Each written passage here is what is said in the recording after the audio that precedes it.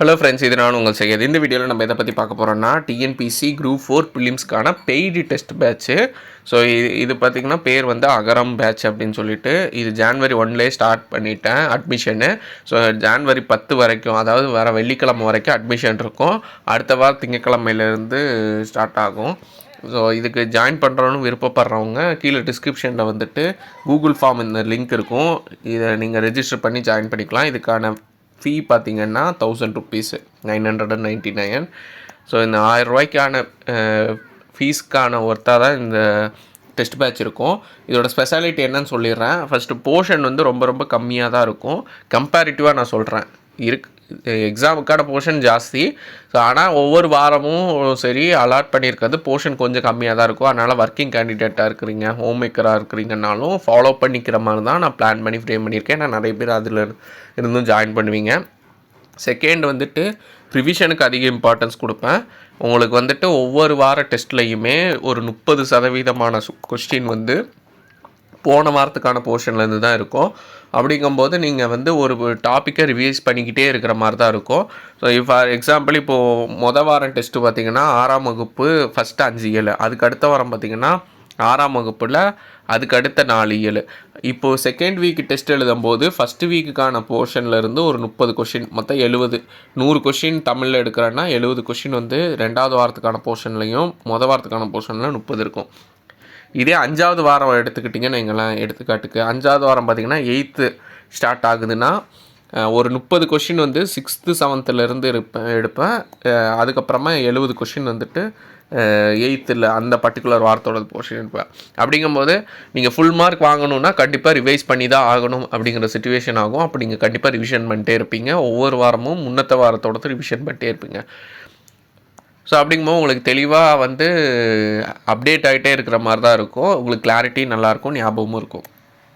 தமிழை பொறுத்தளவுக்கு daily test இருக்கும், 10 to 20 கொஸ்டின். அதுக்கப்புறமா ஜிஎஸ் வந்து ஒவ்வொரு வாரமும் நான் ரொம்ப இம்பார்ட்டண்ட்டான லெசனில் இருந்து தான் ஸ்டார்ட் பண்ணுவேன்.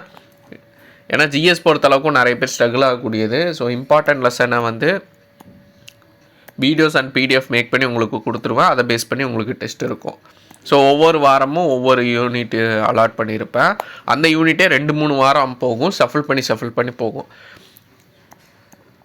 இப்போ எடுத்துக்காட்டு வாரம் பாலிட்டியில் ஒரு சில லெசன் கம்ப்ளீட் பண்ணுவேன். அதுக்கடுத்து ஐஎன்எம். ஸோ உங்களுக்கு மேக்ஸிமம் பார்த்திங்கன்னா வாரத்துக்கு ஒரு 3 யூனிட்லேருந்து 5 யூனிட்குள்ளே, அதிகபட்சம் ஒரு நாளைக்கு ஒரு யூனிட் தான், ஒரு லெசன் தான் படிக்கிற மாதிரி இருக்கும், இல்லாட்டி 1/2 லெசன். ஸோ இவ்வளோ தான் போர்ஷன் இருக்கும். அதே நான் வந்து கிறிஸ்பாக நோட்ஸ் ரெடி பண்ணி கொடுக்குறது, அதுக்கப்புறமா வீடியோஸ் மேக் பண்ணுறது நான் ரெடி பண்ணி கொடுத்துட்றேன். அதை பேஸ் பண்ணி பார்க்கலாம். ஆப்டிடியூட் பொறுத்தளவுக்கும் ஒவ்வொரு டாப்பிக்குமே 2 வாரம் இருக்கும். ஸோ அதுக்கான கொஸ்டின்னு, அதுக்கான ஆன்சரு, அதுக்கப்புறமா எக்ஸ்ப்ளனேஷன் வீடியோ நான் மேக் பண்ணி ஆல்ரெடி இருக்குது. அதை நான் குரூப்பில் சென்ட் பண்ணுவேன். எக்ஸ்ட்ரா ரீசனிங்க்கு அதிக இம்பார்ட்டன்ஸ் கொடுக்குறனால அதை வந்து இன்னும் அப்டேட் பண்ணி கொடுப்பேன். கரண்ட் அஃபேர்ஸும் நான் கவர் பண்ணி கொடுத்துட்றேன், கம்பைலேஷன் கொடுத்துருவேன். அதை நீங்கள் படிச்சுக்கோங்க, அதுவே சஃபிஷியண்ட்டாக இருக்கும். ஸோ மேக்ஸிமம் எக்ஸாமுக்கு குரூப் 4 எக்ஸாமுக்கு தேவையான எல்லா கண்டென்ட்டையுமே நான் முடித்து கொடுத்துட்றேன். நீங்கள் வந்து ரெகுலராக ஃபாலோ பண்ணி படிச்சிட்டிங்கனாலே போதும். ஸோ மொத்தம் 15 வாரம். ஸோ இந்த ஸ்கெட்யூலு உங்களுக்கு வந்து ஏப்ரல் கடைசி வரைக்கும் இது எக்ஸ்டெண்ட் ஆகும். அதுக்குள்ளே மேக்ஸிமம் முடிச்சுட்டு மே மாதத்துலேருந்து உங்களுக்கு ஃபுல் ரிவிஷன் ஃப்ரீக்வெண்ட்டாக உங்களுக்கு ஒரு மினிமம் வந்து ஒரு 20 டெஸ்ட்டு ஃபுல் டெஸ்ட்டு நீங்கள் எழுதுனீங்கனாலே நல்லாவே ட்ரெயின் ஆயிடுவீங்க.